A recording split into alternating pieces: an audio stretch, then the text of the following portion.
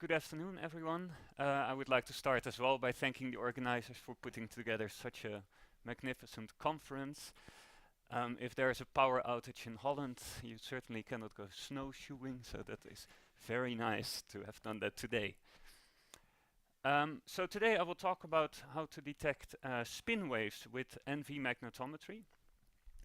So fortunately we have already heard a lot about NV magnetometry, and here the key is that we have a single spin, an NV center, that we can put very close to a magnetic material. And I will show you what we can measure when we do that. And the first step, I think, is that we found out that the magnetic fields that you measure are actually generated by spin waves. And then next, by studying these fields a little bit in more detail, we found that you can extract actually interesting spin transport parameters by looking at the magnetic noise fields generated by these spin waves.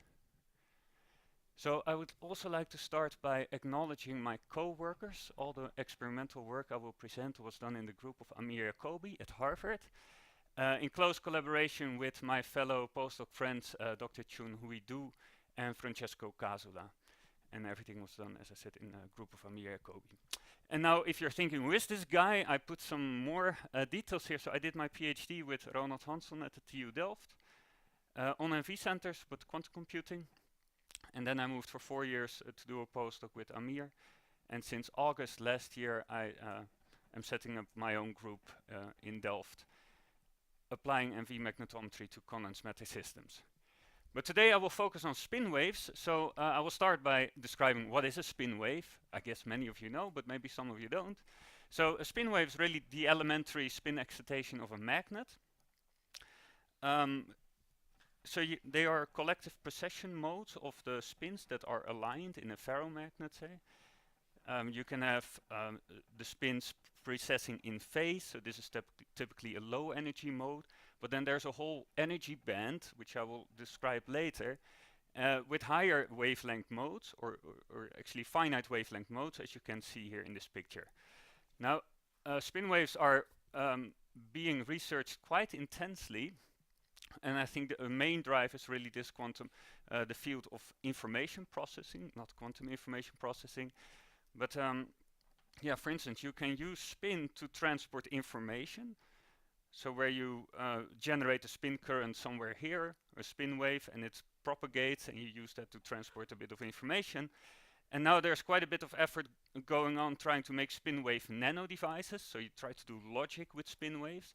So I show here a picture of a spin wave transistor, where you have some source of spin waves. It injects spin waves into a magnet. Then there's a gate, and then you can detect them at the drain. So studying these systems, it would be nice to have a nanoscale imaging sensor, and which is why why I would like to present the NV Center today. And finally, so spin waves are also interesting because they allow you to understand the fundamental properties of magnets a bit better. So for instance, if you look at spin wave resonances, where are their frequencies? So these are determined by the anisotropies in the system. They can be shape anisotropies, they can be crystal anisotropies. And NV centers allow you to study those kind of effects locally. And it's so sensitive that you can actually detect spin waves in magnetic monolayers. And there are now these new families of materials where you have van der Waals ferromagnets. So these are really tiny magnetic monolayers, and NV centers in principle have access to study spin wave physics in those materials. Right, so which sensor do we use for that? That's the NV center. So I just show some key features that will be important for this talk. So we have our electron spin that acts as a spin sensor, as a magnetic field sensor. And the electron spin is a spin-1 system, so you have 3 energy levels. They split the plus and minus 1 split differentially as a function of magnetic field. And so by measuring this splitting, you can infer the magnetic field. I'll actually use this. So let me just... Yeah. All right. So what we do is we typically measure this splitting, and that tells us the magnetic field at the site of the NV. This was shown in several previous talks. So the NV center has a spin-dependent photoluminescence. So as you sweep the frequency of a microwave drive field over this transition, you see a dip in the photoluminescence, it's a very nice and easy way to detect the magnetic field at the site of your MV center, in this case 30 millitesla. So a technique that I will focus on today is NV relaxometry. So this technique on this side allows you to measure DC fields, but if you want to measure fields at the gigahertz frequency, then we use this technique called relaxometry. And so what we do then in such a measurement is that we prepare the MV center in one of its eigenstates, for instance into the MS0 state, and then we measure the probability that it will stay in that state as a function of time. So if you prepare it in the 0 state, it can relax to -1 and it can relax to +1. And monitoring those rates tells you something about the magnetic field power spectral density at the ESR frequency. So for instance, in this measurement, you can see that the MSS +1 state decays very slowly, whereas the MSS -1 state decays fast. This tells me that there is little noise at this yellow arrow and lots of noise at this red arrow. And this is an important technique that will come back in this talk. Now, if you want to use the MV center to probe some interesting systems, oh, where did this go? Sorry. You want to get close, so you want to get your MV centers really close to a material of interest. So we've seen this technique, but actually in our lab at Harvard we used several techniques. I think this one is the most straightforward, where you use a diamond which has MV centers very shallowly implanted. They can be as shallow as just a few nanometer, like 2 or 5 nanometer below the surface, and then you put a system of interest on top. I will describe a measurement on such a measurement setup later. So sometimes you cannot put a material of interest on top, right? So for instance, this is the case for YIG, which has to be epitaxially grown on a GGG substrate. So here you can see a sample in which we have a YIG micromagnet that sits on a GGG substrate, and then instead of putting the sample on the diamond, we put the diamond on the sample, and to make sure that we get really close, we use a very small diamond particle, in this case a diamond nanobeam, that we carved out of a bulk diamond and then transferred onto this system. In this way, so you can see the diamond nanobeam is about 200 nanometer or 300 nanometer in size. We use MV centers that were randomly distributed, so you get like 100 nanometer distance between your MV and the sample in this case. Now, and this is an extremely nice technique that allows you to do spatial imaging, but I won't describe this in much more detail today because I won't use it in experiments. All right, so let me present the first steps that we took in detecting spin waves. So like I said, a simple technique is just to put some material of interest on your diamond, and that diamond already contains MV centers. So what we did is we made a magnetic microdisc, which is a permloy disc. It's maybe 5 micron in size, and we put it on top of a diamond that contains shallow MV centers. And now these MV centers, they detect the magnetic field generated by this disc. And now what we will try to do is drive the spin wave resonance of this disc. And when we hit a resonance, you will see that the magnetization starts precessing, like that. And you can see that this projection on its equilibrium value decreased a little bit, and therefore the field at the side of the MV changed a little bit. So in a sense, kind of the DC field generated by this magnet changed because we are driving a ferromagnetic resonance mode. And this change in field we can pick up with our MV center. So that's what I show here. So here I show you the change in the disk field as a function of the drive frequency of a microwave field and an external magnetic field. And you can see that we see a significant change when we hit the Kittel mode of this disk. Now there are many other spin wave modes in this disk, higher order modes, but the way we excite the system is with a spatially homogeneous microwave drive field. And that's why we believe that we only see that's the reason that we only see this ground mode, which is the mode in which all the spins in the disk precess in phase, which couples efficiently to our drive field. But it's important to realize that above this frequency, which sets basically the bottom of the spin wave band, there's a whole continuum of spin waves states in the system. All right, so this was driven. This allows you nice it's a nice technique to kind of broadband characterize localized spin wave modes. But now we will switch a little bit and show you how we can detect thermal spin waves, but not before kind of giving an outlook here. So you can, okay, so let me go back. So you can ask yourself, so what? We detected the FMR here. What is new? That's nothing new under the sun. But the nice thing here is that we did it with a spin that we put at 50 nanometer above a ferromagnetic resonator. And then you can, well, for one, you can think of experiments where you actually image the mode. But the other one is that you can use such resonators to actually couple spins at a distance. So this was the proposal that initially motivated us to put magnets on top of diamonds. If you're interested here you can couple spin qubits via a ferromagnetic resonator. I would say it's a very challenging experiment because you need to cool down the system to kill all the thermally excited spin waves in the system, and you need to position your NVs at specific places, so lots of challenges, but at least it's a nice outlook.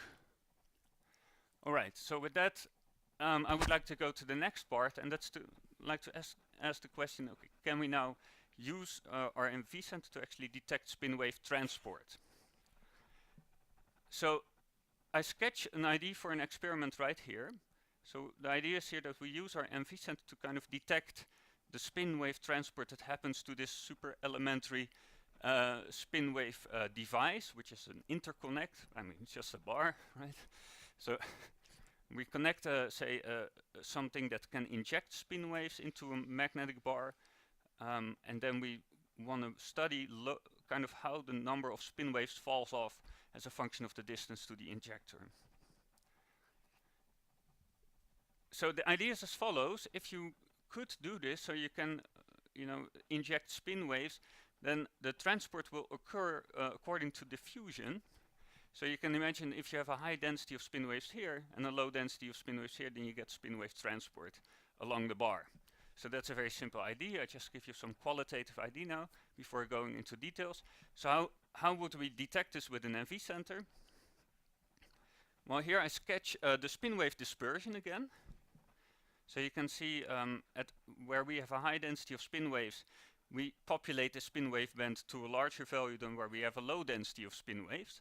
And now you can imagine if I put my NV sensor on top of this bar and I start measuring the noise generated by these spin waves at the ESR frequency, then this noise is bigger in this case than it is in that case. So that's kind of the simple explanation. Okay, how can we measure spin wave density? We just detect the noise at the NV frequency. Okay, so how do we do that in practice? So what we do is we place this diamond nanobeam with an NV center in it on top of a YIG film. So in this case we used a 20 nanometer thick YIG film. And we make some microwave line on the YIG film, and there's also a platinum line that we will use later to inject spins via the spin Hall effect. And then you see in this photoluminescence image, you can see this nanobeam here in black. And we have a nanobeam now with 2 NV centers. So we now have just 2 sensors that allow us to locally probe what's going on in our magnetic film. And the idea is again to use relaxometry to detect the spin wave density at the NV-ESR frequencies. So the NV-ESR frequencies as a function of magnetic field look like this, just as to recall. And we will be measuring the spin wave density at these 2 frequencies. Okay, so how does it work? So here I show a sketch first. So how can we detect thermal spin waves in our film? So with thermal I mean we are not driving the film whatsoever. We just put our NV center in and try to understand what we measure.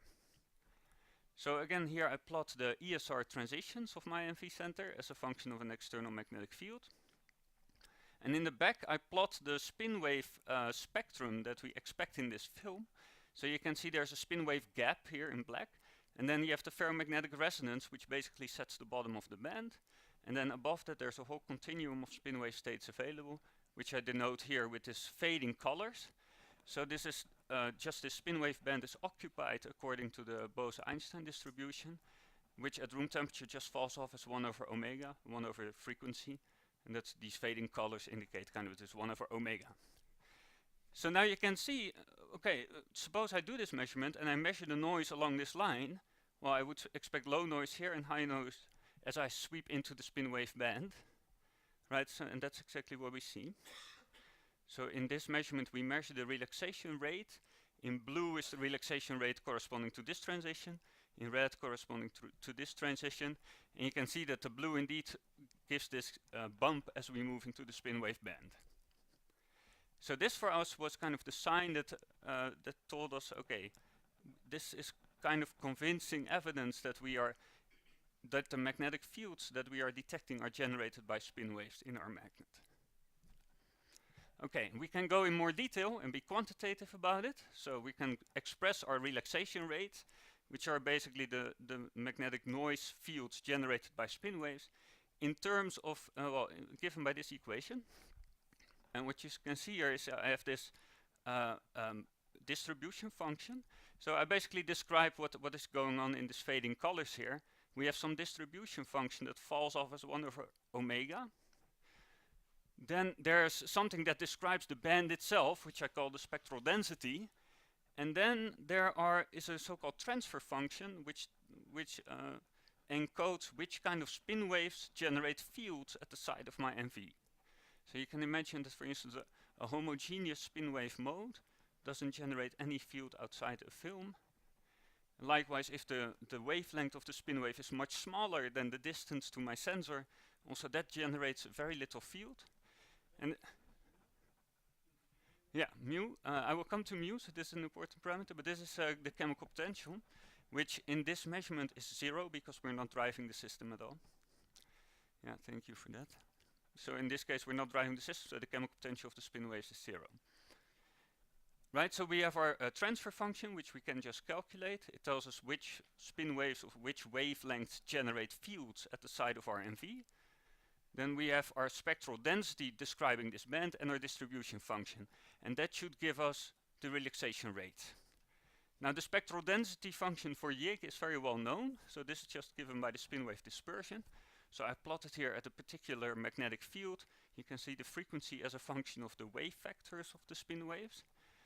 Because we are in a thin film with the and the magnetization is in plane, we have a kind of an anisotropic dispersion, but we know it very well from literature, and we can just plug it in, and then what we get is a very nice fit. The only free parameter in this case is the distance, and we can extract the distance of our MV center to the film. I mean, of course, this model assumes this value now assumes that our model is correct. So the error bar there is from the fit, but it also, of course, assumes that the model is correct. But you can see we get a super nice fit, and so this tells us, okay, we are indeed detecting spin waves, but the only thing that we now extract is the distance to the film of our sensor. So what is new here? Yes.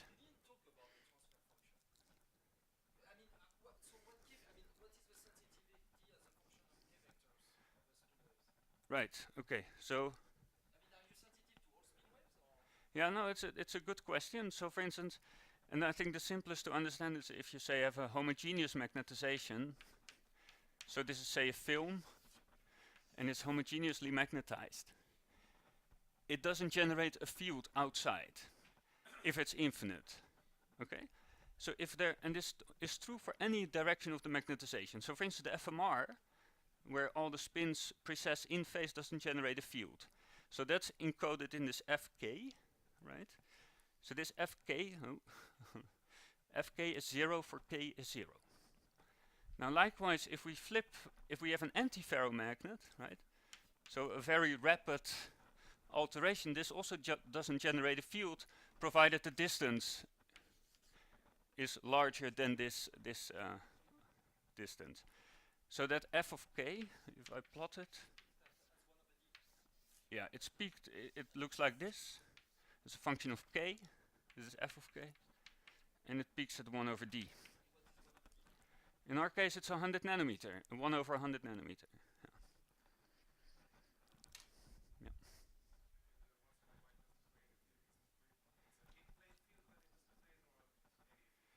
if you have an infinite film, so infinite two-dimensional film, homogeneously magnetized, it doesn't generate a field outside the film.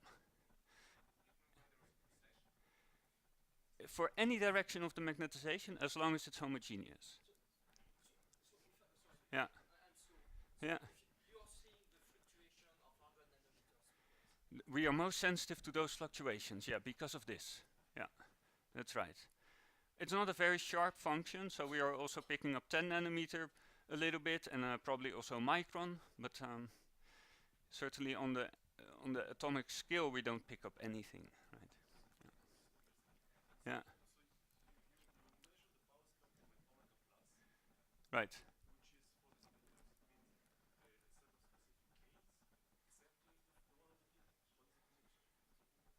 Right, so we measure at a particular frequency given by omega plus, and for any magnetic field, this frequency will correspond to a specific K. Right, so depending on the field, we pick up different K spin waves. Right. All right, so let me go to the next one. So why was this useful? Well, I showed you that we can extract this NV film distance. It's an interesting parameter. I also showed you that we have to input this spectral density function, so basically the spin wave dispersion. That also means that we can learn something about the spin wave dispersion doing this measurement. And finally, I would like to point out this parameter here, which we call mu. So we can use this noise measurement to actually extract the spin wave chemical potential of the system. And now, why is the spin wave chemical potential interesting? So this is a parameter that's quite hard to measure. It kind of quantifies the density of spin waves in your system. And its application is very clear, right? So if you have a high density of spin waves here, high chemical potential here, low here, you will get diffusion. So it's an elementary spin transport parameter that we can extract, as I will describe in the following slides. Just to show you how good this formula fits our data, so we did an experiment where we actually changed the temperature of our film, so by 40 degrees, by sending a current through an on-chip heater. Now you can see a temperature dependence here, and the temperature dependence is also in here because the dispersion of the spin wave changes, because the saturation magnetization changes. And you can see that when we measure this rate then, and we calculate it using this formula, we get a very nice match. So this is further convincing that we are indeed probing the spin wave system as we think we are. All right. So I talked now about just detecting the thermally excited spin waves in the system, so without driving. But I would now like to describe to you what happens when you start driving the system. And the goal is really to find a way to increase the chemical potential and also to quantify the chemical potential. But I would like to kind of go chronologically, and this was I will show now an effect that was first seen in the group of Chris Hamill, and also described in his talk, and I show here exactly a similar measurement. So here I show the photoluminescence of an NV center on top of a YIG film as a function of a microwave drive field and as a function of an external magnetic field. So you can see that the photoluminescence dips when we hit the ESR of the NV. So this has nothing to do with the magnetic film. But you can also see that the photoluminescence dips when we hit the ferromagnetic resonance of the film, just like Chris described. And now this is a very odd effect because this FMR is far off resonant with the NV transition frequency, and our NV center sensor has this property that it's kind of insensitive to magnetic fields that are not DC or that are not at its ESR frequency. So here the conclusion was, okay, apparently when we drive the FMR we get noise at the ESR frequencies, and later measurements of T1 as a function of this drive power also confirmed that. Okay, so now the idea is as follows. We would like to increase the chemical potential of the spin wave system by driving at the FMR. So here you can see the spin wave density in its dispersion at mu is 0.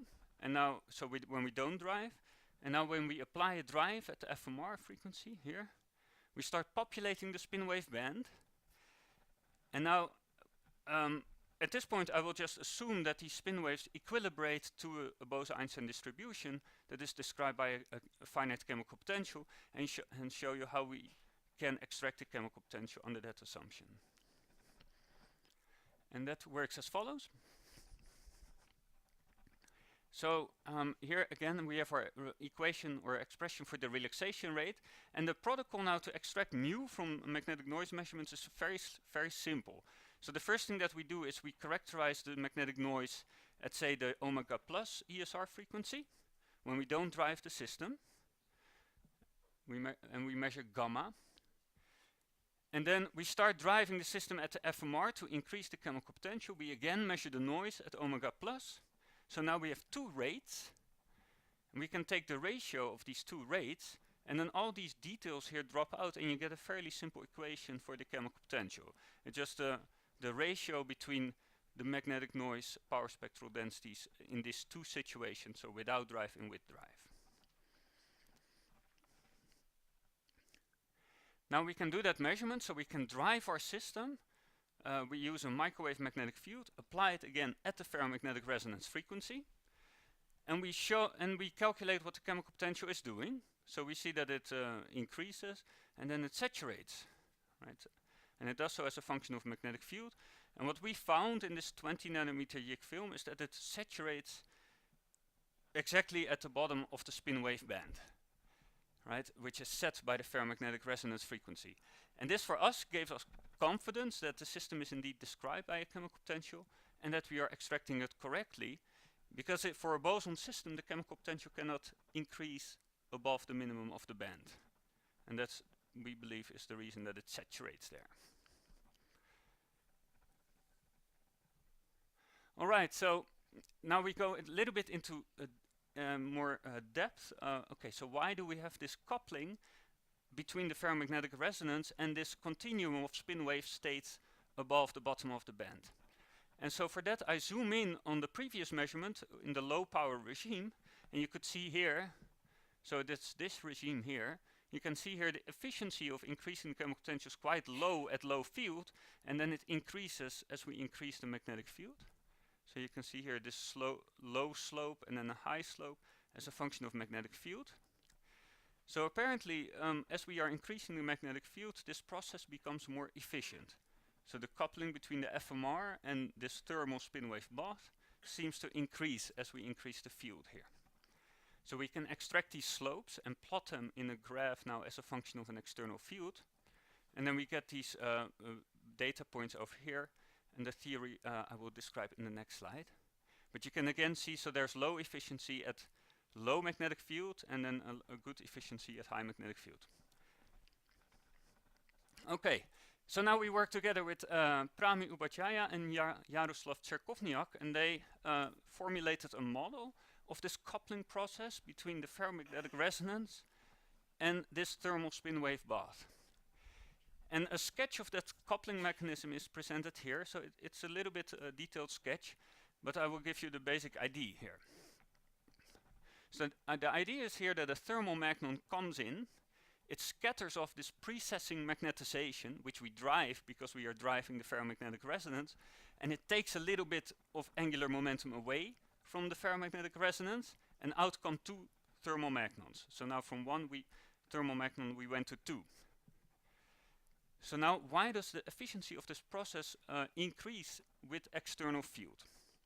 Well, the idea here is that in our experiment we apply the external magnetic field at some angle with respect to the plane. And as you know, if you have a magnetic film, the magnetization likes to be in plane.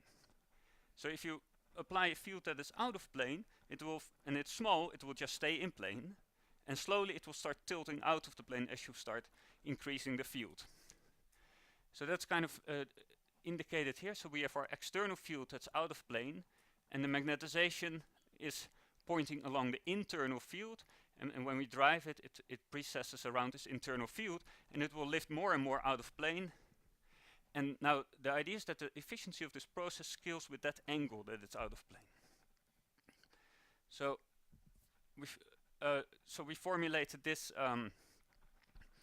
this model, so this change of the thermal magnon density and tilde. And the change of this thermal magnon density in the system is basically given by a sum of two terms. So first of all, we have some decay of thermal magnons into the lattice, given by Gilbert damping, alpha. And then this term describes the coupling to our FMR mode. This n is a vector that points along the magnetization. So here you can see the coupling is parameterized by this parameter eta, and eta we can now extract from this fit, and it kind of parameterizes the coupling between the ferromagnetic resonance mode and this thermal spin wave bath. And it's maybe interesting to note that this eta is kind of on the order of the Gilbert damping parameter itself. So that means that our FMR is really significantly damped by this process of exciting higher order spin, higher energy spin waves.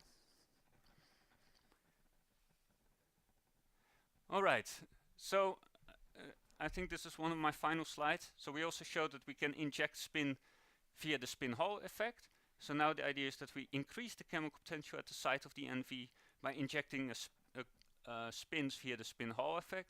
We again measure the relaxation rate as a function of the current through the platinum. We get a skewed parabola.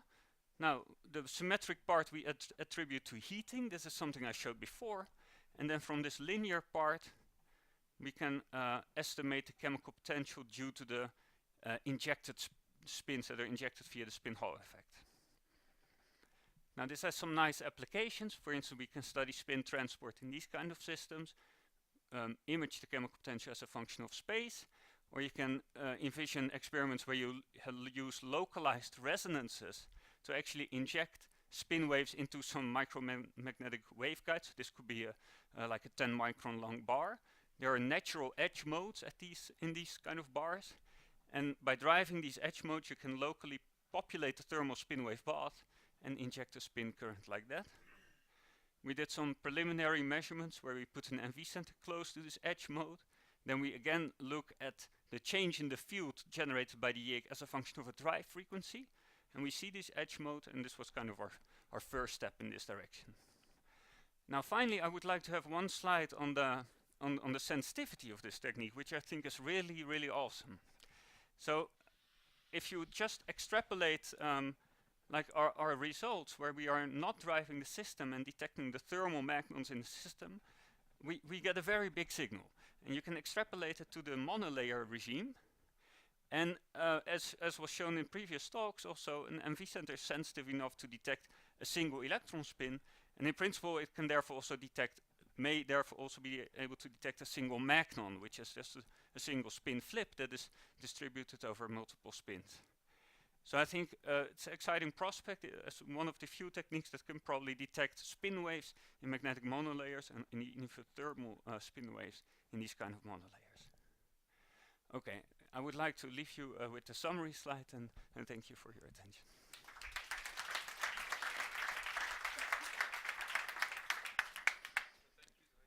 Thank you.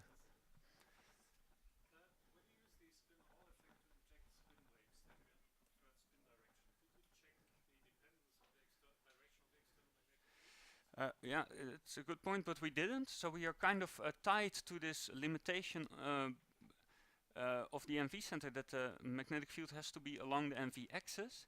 So if we want to do that experiment that you suggest, it would also kind of be necessary to rotate the axis of the NV center along, and that is very hard. Yes, that is true. That is true, and we see that. Right? So when we do this experiment, so we send current, we get this skewed parabola, and then any heating effect we think should be symmetric as a function of current. Right? So now we extract this symmetric part and a linear part here. You can see it's skewed, so it has a linear part, and we attribute the linear part to the spin Hall effect. And any spin Seebeck or other heating related effects are in this symmetric part. Yeah. Oh, sorry.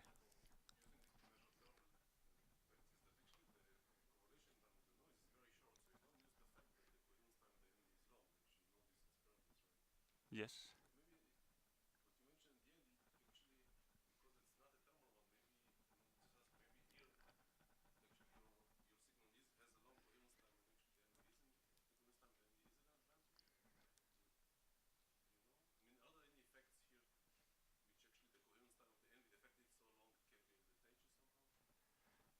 Right. Yeah, so I think two things maybe that I can say about. So when we detect thermal spin waves, we are typically detecting spin waves in a continuum band, right? So there is some power spectral density as a function of frequency, and we are sweeping our NV sensor detection frequency across that spectrum. So that's what we do there. So we don't, in that sense, we don't make use of the large coherence of the NV center. Yeah, when you go to a single magnon, probably, so for instance, there are ideas that you can have a ferromagnetic resonator and put a single magnon in that resonator and couple that coherently to an NV spin qubit. Right, so there I think the main challenge is the coherence of the spin wave mode, which is not that large. For YIG, the line width is on the order of megahertz when you are at gigahertz frequencies, when the FMR is at gigahertz frequencies. So actually, it's a question also about vocabulary, because when Yes. we talk to people in FMR and we talk about thermal magnons, Yeah. I mean, some of them understand that you're talking about magnons at thermal energy, Mm-hmm. with wavelength of 1 nanometer. Mm-hmm. And you agree that in your transfer function you are completely insensitive to change of fluctuation at this range.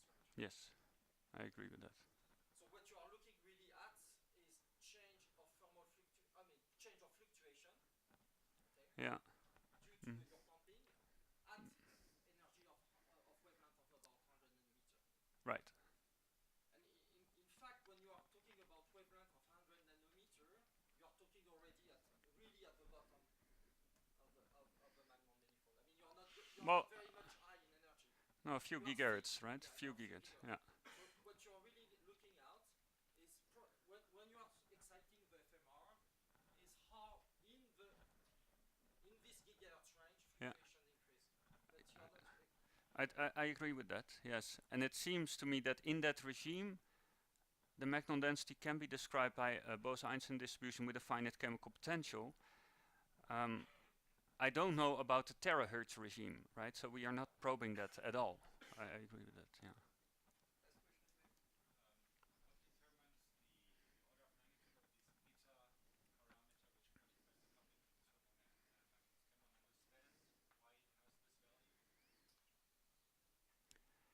Can one understand why it has this value? Yeah. Right.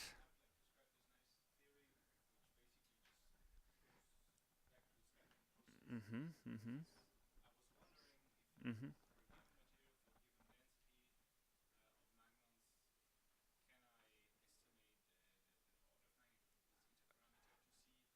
Right. Yeah. Right. Right. So I